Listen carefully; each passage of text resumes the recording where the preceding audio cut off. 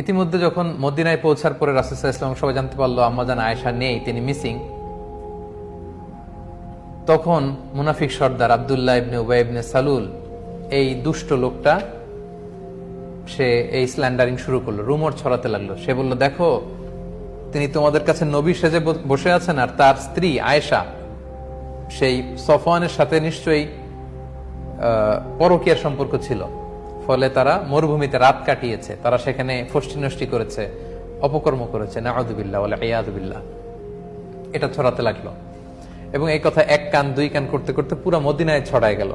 আম্মাজান আয়েশা পৌঁছলেন, তিনি কিন্তু এই কথা কিছুই জানলেন না। আম্মাজান আয়েশা রাদিয়াল্লাহু তাআলা আনহা, তিনি মদিনায় পৌঁছার পরই প্রচন্ড জ্বরে আক্রান্ত হলেন, প্রচন্ড জ্বর। আর ওই দিক দিয়ে পুরো মদিনায় এই মুনাফিক এই কথা ছড়াতে লাগলো যে আয়েশা রাত কাটিয়েছে সফওয়ানের সাথে, তাদের মধ্যে সম্পর্ক আছে।